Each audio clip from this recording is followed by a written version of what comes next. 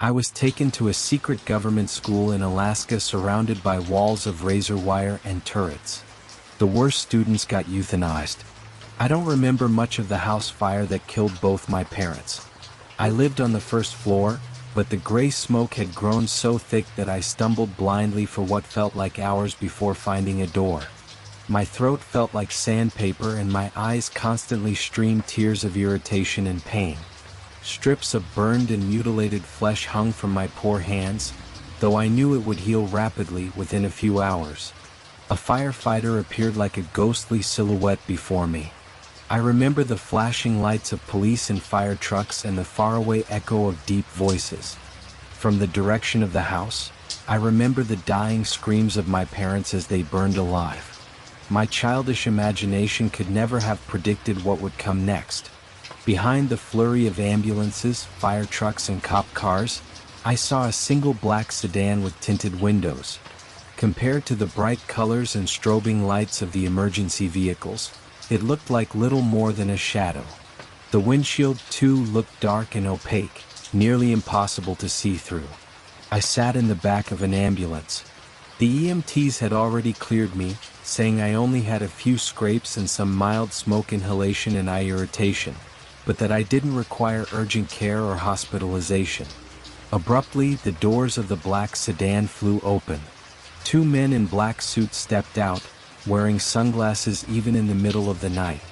I stared, open-mouthed, as they swerved their way through the jumble of emergency responders and vehicles. They came straight at me, unsmiling and grave. Their faces looked extremely pale, almost vampiric in a way. "Hey there, Ghostin." Ghostin. Quite a unique name, the one on the right said calmly, stretching my name out as he dropped down on one knee. His sunglasses looked like mirrors, but they reflected the world darkly.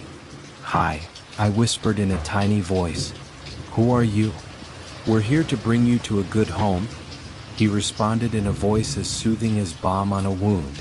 He put a hand on my shoulder, trying to be comforting. But through the thin fabric of my t-shirt, I could feel his skin burning as if with an inner fever. I tried to draw back, but his grip tightened, the fingers digging into the thin bones. "Where's Mom and Dad?" I asked. "Why haven't they come out?" He just shook his head. "We'll explain everything on the way, son," he said, rising to his feet. He gently patted me on the shoulder a few times for good measure. No one else paid us any attention. With the two strange men beside me, we started off toward their sedan. "My name is Keller," the leader of the two men said as he slid smoothly into the driver's seat. He motioned at the silent one next to him. "This is Vlad. Where are we going?" I asked. He turned in his seat, jerking his head to face me. The veins on his forehead and neck seemed to pound in time with his heart. "You sure do ask a lot of fucking questions, kid," Keller hissed, his teeth gritted as his lips flew into a snarl. Taken aback, I sat as silent as a statue as he started the car and slowly pulled away from the jumble of emergency vehicles. We traveled in silence for hours, down winding roads and past dark forests. I remember we eventually came to a small airfield in the middle of scattered cornfields. A man with a black rifle stood at the front gate, looking bored and tired. Keller showed him a silver badge in a black leather case, and the gate started to roll to the side. Keller pulled into a dark corner of the airfield. Together, the two agents quickly got out, slamming their doors closed. I had tried the handle a couple times along the trip, hoping I could jump out when the car slowed or stopped, but it was locked from the outside somehow. Now I frantically grabbed it again, shaking the door with as much force as my small body could muster. I only saw the grinning, pale face of Vlad outside. A key jiggled outside and both doors flew open. In Vlad's hand, I saw a needle filled with clear fluid. They held me down as he injected it in my neck. I felt sick and weak as black waves clouded my vision. I fell into a dreamless sleep. By the time I woke up, things around me had changed drastically. I was handcuffed and thrown into the back of an SUV. With a pounding migraine, I looked up front, seeing Keller and Vlad still in the front seats. But now, the windows outside showed jagged mountain peaks covered in thick drifts of snow. The night outside looked freezing cold. Endless forests disappeared into the shadows off in the distance. I could feel the car rapidly accelerating uphill as hail peppered the windshield and roof. Vlad glanced in the rearview mirror. His eyes reminded me of those of a Siberian husky, ice-cold and predatory. "Ah, you're awake? That's good," Vlad hissed in a thick Eastern European accent. "We'll be there soon, Ghostin. There are a few things you should probably know before we get there. Escape is impossible. Anyone who tries gets shot by the snipers. Some who lose hope might take it as the easy way out. Perhaps those are the smart ones. When you get there, you and the other newcomers will take a test. Those of you who fail will be euthanized. Do you know what euthanasia is, Ghostin?" I nodded. Every month, the bottom 10% of the class will be taken out. At the end of 9 months, those left alive will be offered jobs with the CIA and the military. All the kids there are freaks just like you. They don't all heal burnt, blackened skin in a few hours, though, Vlad continued. "That is impressive." I felt a cold shudder run down my spine as I realized these men knew far more about me than seemed possible. "What else can you do, kid?" "Nothing," I muttered. My hands weren't that badly hurt. "I think you're exaggerating." My voice felt weak and small. "Uh-huh," Keller said sarcastically. "Oh, look at that. What a sight, huh?" I remember that moment like a screenshot to this day. I gazed open-mouthed in horror up the steep mountain slope. Dark patches of evergreens surrounded the small, snow-covered road on both sides. Their boughs reached out toward the SUV, their overgrown needles scraping the sides with a faint screech. I could smell the overwhelming presence of pine coming in through the vents. Above us loomed something like a massive high school surrounded by rolls of razor wire and multiple layers of tall, electrified fences. A dozen jet-black sniper towers were placed equidistant around the perimeter of the property. The enormous brick building at the center looked like it had no windows at all. Sheer concrete walls rose to a flat roof a few stories high. Large industrial-sized smokestacks scattered over the top constantly belched black smoke into the crisp Alaskan air. Behind it, dozens of snow-capped mountains stretched off towards the horizon. We pulled up to the gate. Spotlights converged on the SUV from all directions. A guard dressed in all black stood there with a large rifle strapped to his chest. On his face, he wore a silver mask. It had long, slitted eyes and metal lips tightly pressed together in a grimace. My first thought was of the man in the iron mask. 2 more guards stood in a nearby guardhouse wearing identical masks, though they varied in height and build. Keller rolled down the window. The guard in charge spoke in an electronically distorted voice. It sounded inhumanly deep with a subtle hiss of static writhing under his words. "What is your business?" the guard hissed. "We're dropping off another subject for the tests," Keller said calmly, showing his silver badge. "The Department for the Cleansing of Anomalies. We have another shipment coming in by train from the capital," the guard said, his mask revealing and distorted voice revealing nothing of what lay hidden under the surface. "The cleaners are unloading the train now. You can drop the boy off over there. He needs to get an identification number." I didn't like the sound of any of this.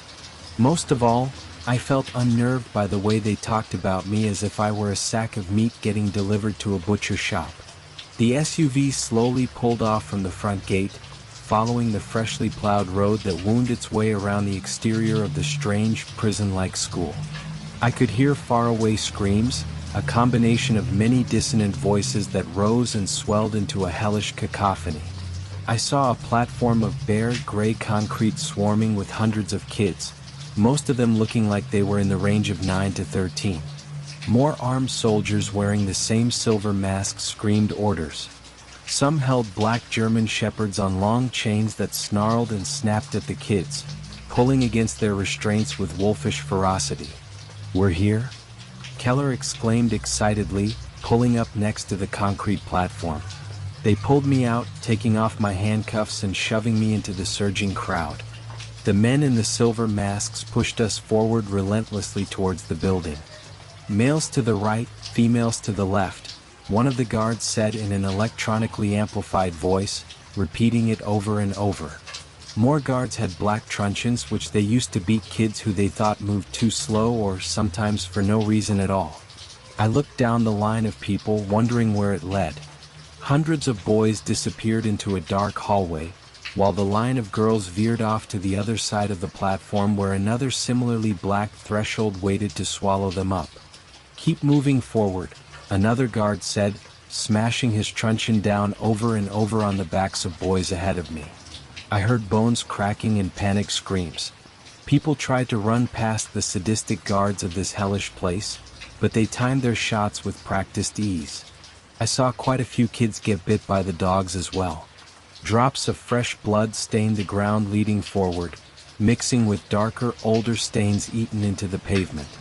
I shivered uncontrollably in the freezing Alaskan winter, wondering if I had somehow ended up in hell. Maybe I had died in the fire along with my parents, and this was eternity. I tried to slink into the center of the crowd, letting the boys on both sides of me take the brunt of the blows, though a few glancing strikes still hit me. I felt immensely grateful when we moved into the black hallway, which at least had some heat. Bizarre slogans in gold paint lined both sides of the wall. "Welcome to Stonehall, the School of Eyes," one read. "A hurricane of souls spirals out of the chimneys, rejuvenating the planet," read another. It was almost as if a schizophrenic in a psychotic state had written their thoughts down, though they seemed to connect in any eerie way I couldn't yet understand. Next to me stood a small boy with jet black hair and a nose that looked like it had been broken and badly set. Unlike the others, he wasn't screaming or upset. He looked calm. He glanced over at me, meeting my eyes.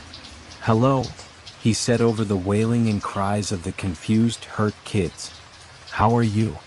I laughed at that. "Not very good, to tell you the truth," I answered. "I think we might die tonight." The boy shook his head once, the serenity never leaving his eyes. "No, not you and not me," he said simply. "Others, yes. But people die here all the time after all. Like the sign said, a hurricane of souls spirals out."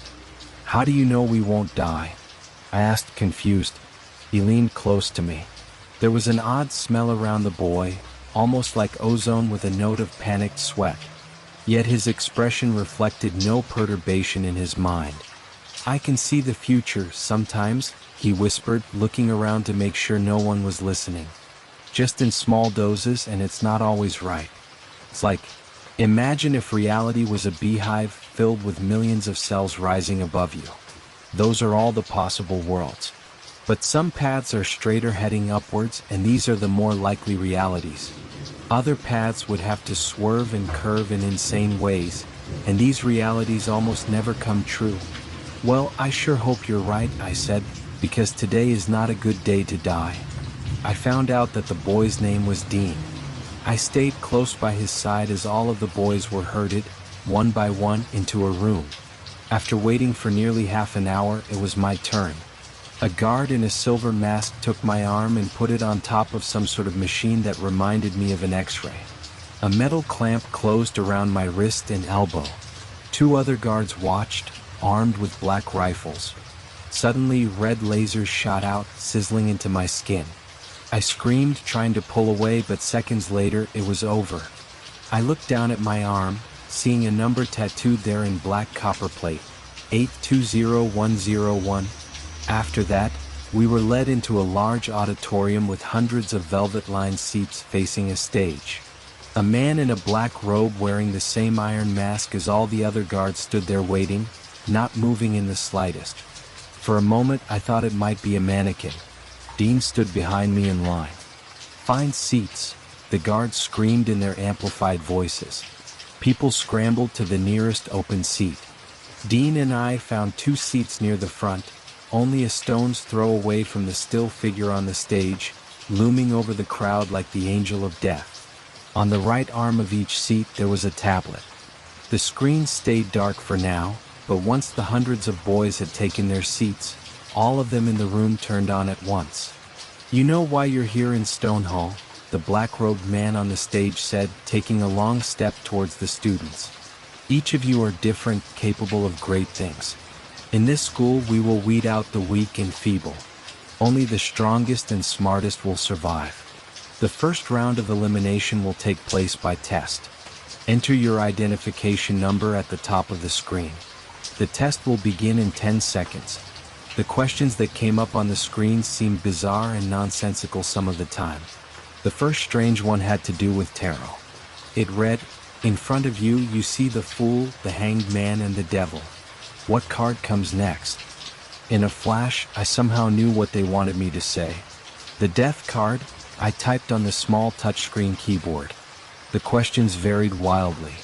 Some topics focused on astral projection or out-of-body experiences, while others asked about ancient types of torture. Strange wild cards continuously came up, non sequiturs like the tarot question. I still remember another bizarre one. If the National Socialists had won World War II, in what year would Adolf Hitler have died? It asked. I thought about what Dean had said, how he could see different realities above him like the cells of an eternal beehive. I wrote down 1949, and the test was over. The screens all went black simultaneously. Spotlights overhead came on, shining down on us from all directions. The white glare blinded me temporarily. On the stage, I could just barely see the silhouette of the robed man. He raised his hand, his pointer finger extended upwards, reminding me of the ISIS salute. "The tests are being scored now," he rasped. "Please stay in your seats." I nervously looked around, seeing the other students sweating heavily. The doors at the back of the auditorium flew open. Dozens of guards with rifles walked in, their masks gleaming under the harsh fluorescent light. In pairs, they walked over to some of the boys, pulling their arms out and checking the tattooed numbers. They passed by me and Dean, but the boy on the other side of me had failed. Sweating heavily, I saw him stumble to his feet as the black-gloved hands of the guards forced him up. "What's happening?" he asked, his voice weak and uncertain. "Where are you taking me?" "Shut the fuck up," a guard hissed, pushing him forward onto the steps. The boy went sprawling, smashing his face into the hard steps with a sickening thud. A moment later, he raised his swollen head. Streams of blood flowed from his nose. He spit up frothy blood and a piece of a tooth. After a few minutes, they had lined up a few dozen of the boys out of the few hundred people in the class. At gunpoint, they marched them out and into the hall. "The rest of you will be shown to your rooms," the black-robed man at the front of the hall said. "Every month you will have a test, though not all will be based on knowledge. Some tests may be based on your skills and abilities. You will be honed over the months, strengthened and shown amazing sights." We were led out into the hallway. It split off into 4 corridors, and off in the distance I saw it split off again. The halls had been decorated somewhat like a traditional school, with tiled floors and brick walls. Fluorescent lights hung overhead, casting the pale, terrified faces below in a white glare. Stairs going up 6 or 7 levels opened up intermittently. They sectioned us off in groups of a dozen, sending us into rooms with cold steel bunk beds covered in thin mattresses. I was thankful to see Dean in my group. I laid down immediately, feeling bone-tired and weak from all that happened and the long distances I had traveled. I heard Dean weeping in the bunk below me. And then, far below us, the screaming started. At first, it came through muffled. I saw air vents in the room, square grills at the corners. The sound seemed to come from them. The wailing intensified, the notes of agony and terror growing stronger. "What is that?" I whispered, not wanting to know the answer. I had a sick feeling in my stomach. My heart was racing. "You can't see it?" Dean asked. "I can't." They get locked in concrete rooms. Then the vents start whirring and the poison comes through. They see their nails turning blue as they pile up into pyramids of bodies, coughing up blood from screaming so loud and so long. "Can't you see it?" "No, I can't," I said. After about 15 or 20 minutes, the intense, agonized wailing began quieting down. One by one, the voices died out like stars winking out at the end of the universe. I fell asleep sometime in the pitch-black night. I dreamed of pyramids of naked corpses with dilated pupils and blue lips. Men in hazmat suits came in, but when they turned to look at me, I realized their suits were fused to their skin, their plastic masks melted to their blood-red, grinning skulls. I woke up screaming as something like a tornado siren rang out above me. Bright lights turned on overhead, humming with an incessant tinking sound. I thrashed in my bed, falling off the side of the bunk and landing on the floor. The other boys looked at me like I was insane. Dean got out of bed and helped me stand up. We were marched single file back down the hallway. Classrooms opened up on both sides of us, filled with a mixture of girls and boys. A silent guard with a silver mask pointed us toward a classroom on the right, where a dozen girls sat at tables, their eyes looking tired and haunted. A man stood at the front of the class with strange, blood-red irises. He had a shaved head and a reddish hue to his skin, as if he were at risk of exploding from hypertension at any moment. "Sit down," he yelled. "Sit down. We don't have much time here." I quickly found a seat at a table with 3 other boys. On the chalkboard, the man had written in large, spiky letters, "Pyrokinesis." "My name is Mr. Antimony, and I'm here to teach you little shits about pyrokinesis," he hissed, walking in circles with a manic energy. "Most of you will fail. The art of harnessing the deathless self within the heart and bringing heat from it is a rare one. It has been practiced by Buddhist monks and practitioners of Advaita Vedanta for millennia, along with the other higher arts like telekinesis, mind reading, and astral projection. A few of you may be worthy enough to realize the source of this power. In the drawers in front of each of you, you will find a variety of objects: cotton balls, rubbing alcohol, paper, and a book titled The Art of Living Fire, written by the ancient seer Hermes Trismegistus. In the first class of this bizarre place, we were taught how to heat objects with our hands until they exploded into flames. The 2 other boys at our table, Kim, a young Asian kid with magnified glasses, and Tommy, a little malnourished-looking kid, instantly proved to be adept at the lessons. I hadn't succeeded in lighting even the smallest cotton ball when something went horribly wrong in a flash. Kim had succeeded in igniting a Bible on fire when a ball of flames shot out of his hands, causing the bottle of alcohol to erupt.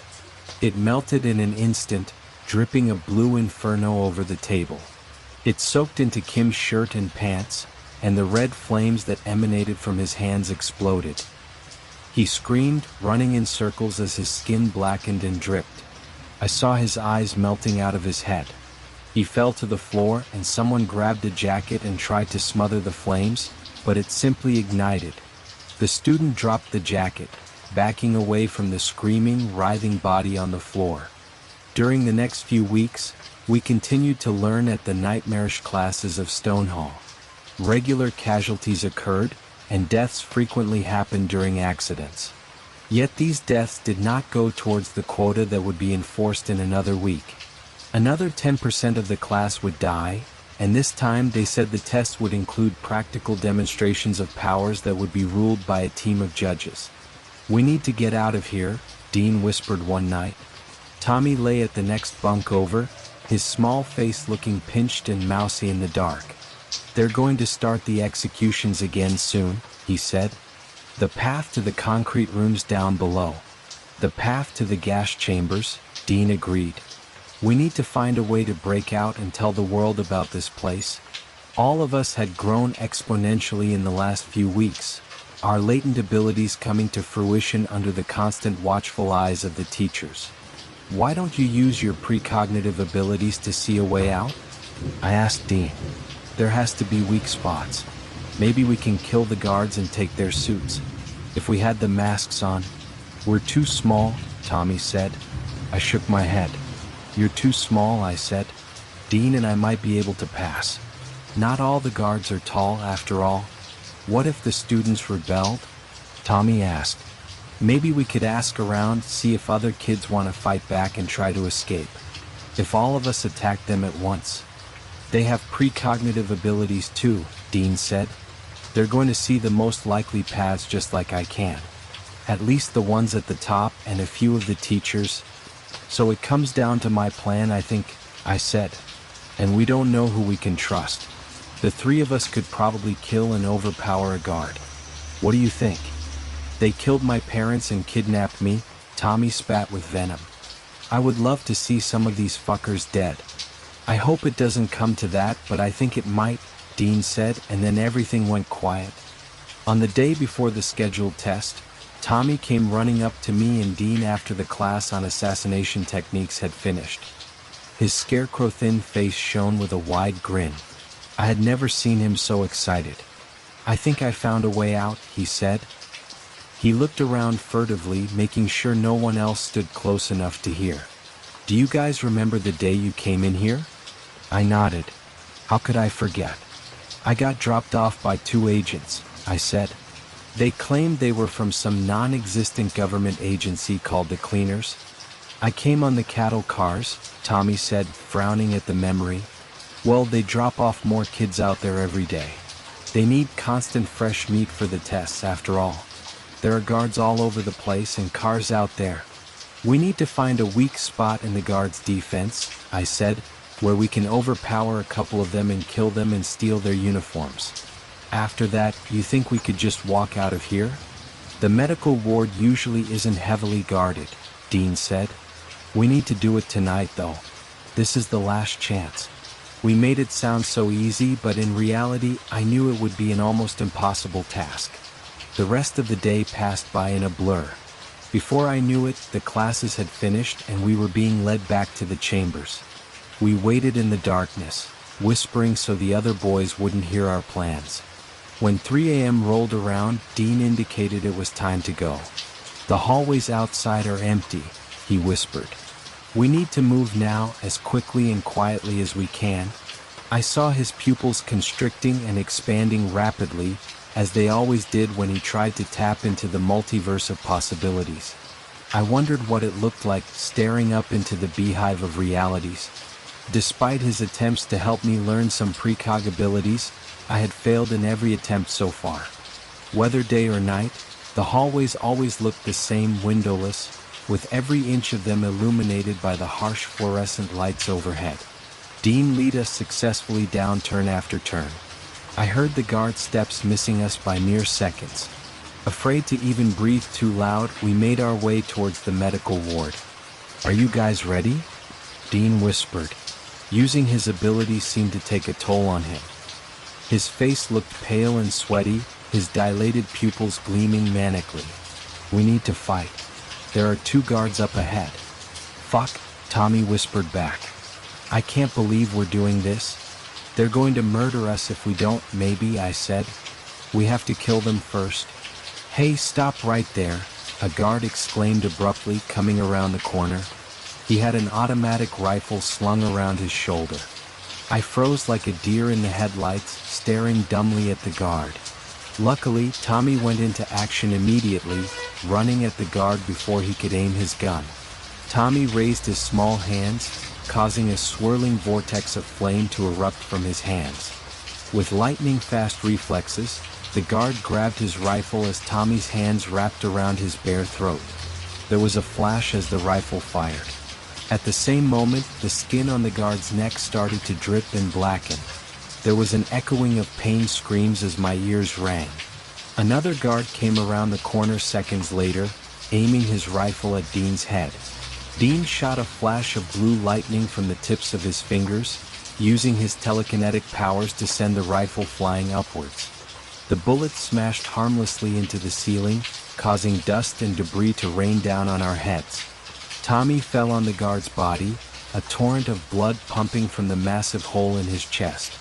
I ran at the second guard, a flash of blue light sparking from my fingertips and sending him sprawling backwards. He grabbed his rifle, shooting blindly in the direction of me and Dean. I heard bullets whizzing past my head, missing my brain by inches. I'm hit, Dean screamed. I looked back, seeing a ragged hole eaten into his right shoulder. Blood spurted from the wound in time with his heartbeat. Tommy had stopped moving as he lay on the writhing body of the other guard. The flames spread down his body. He kicked and clenched with all of his strength, looking like a poisoned hornet twisting on the floor. I knew I was alone now. Focusing on the spinning vortex of energy within my heart, I tried to bring out the fire I had never succeeded in creating before. The guard lay stunned for a moment, but I knew he would rapidly recover. I leapt forward, putting my hands around his throat. I felt something freezing cold running through my blood, but when it emerged from my skin, it grew burning hot. An acrid smell like ozone and burning metal surrounded me, pouring off my feverish skin. The guard screamed as his throat melted. His gurgling grew low and distorted. I felt his windpipe collapsing under the heat and assault. Breathing heavily, I looked around, expecting to see a platoon of guards running in. Someone must have heard all the gunshots and screaming. Dean's eyes had started to roll up in his head by this point. I crawled over to him, slapping his face. "Stay with me, man," I whispered. Rapidly, his lips took on a bluish cast. His paleness grew vampiric, his skin chalk white. I knew it was useless. I got up, feeling dissociated and unreal. I looked around, seeing an empty, dark room down the hall. It was one of the rooms for the medical ward, filled with unoccupied beds and equipment. With a rush of adrenaline, I leaned down, dragging the body of the guard I had killed over to the room. At first, his body seemed too heavy, impossibly heavy, but my telekinetic powers came rushing out. I felt drained from using my powers so much, and I hoped that soon I could rest. I rapidly stripped the guard of his military gear and silver mask. Underneath, I saw a young man, probably in his early 20s. He had a soft, childlike face. He seemed on the border of life and death as his gurgling breaths came slower and shallower. I wondered how such cruelty could hide behind such a mundane exterior. It took me a few minutes to change, breathing heavily in the dark. The gear all felt far too large on me, especially the boots. I saw a nearby medical closet with linen, slip-proof socks and hospital gowns. I put on pair after socks until I could walk in the black boots. The gear smelt of burnt flesh and blood, with drops of black and gore still staining the bulletproof vest and tactical vests. I put on the mask, whispering a few words. The built-in voice distortion system caused them to come out low and predatory, like the hissing of a snake. "Stay with me, man," I whispered, feeling the echoes of past atrocities spreading around me. "Stay with me." I slowly opened the door, looking both ways but seeing no one. Close by, I heard heavy footsteps rushing in our direction. I came around the corner as a dozen guards ran up with rifles. The one in front froze, holding his gun with practiced ease. I stared into the unreadable silver face, wondering if this was the end. "I found 2 boys dead," I said. "Some guards too." "We heard gunshots," he responded. I nodded, pointing behind me at the pools of blood and the broken bodies laying strewn about like garbage.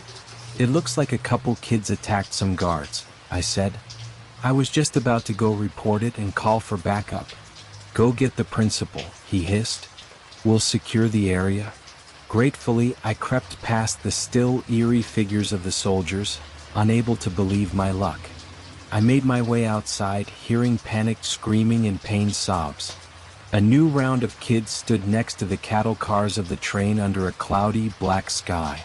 A thin layer of cracked ice covered the ground. Seeing these kids beaten and pushed forward brought back horrifying memories of my first night here. Looking around, it grew worse when I saw the black SUV of Keller and Vlad. It stood empty, the engine running. In the line of kids, I glimpsed their 2 pale faces dragging 2 girls toward the hallway. Blending in with the crowd of guards, I quickly made my way over to the SUV and got inside. Without hesitation, I put it in drive and slowly started pulling away. No one had noticed anything yet in the chaos of the moment. In the parking lot, I saw dozens of other similar SUVs used by Stonehall for trafficking kids. I hoped I could blend in and get out before anyone raised the alarm. I pulled slowly up to the main gate, my heart twitching like a trapped rabbit. The iron mask of the guard revealed nothing as I rolled down the window. He held his rifle tightly in his hands. Through the eye holes, I saw 2 red irises staring out. "Identification?" the distorted voice said. Even through the distortion, I could hear the boredom in his voice. I checked the pockets of the dead man's uniform, finding a wallet. I pulled it out, flipping it open and showing the silver badge in the center. The guard nodded, moving back to the guardhouse. The gate slowly started ambling to the side. "Wait. Stop him," a voice shrieked from behind me. In utter panic, I glanced in the rearview mirror, seeing Vlad and Keller heading in my direction, sprinting blindly toward the SUV. "Fuck," I shouted, slamming the gear shift into drive and accelerating rapidly. The tires spun on the ice for a long, heart-stopping moment.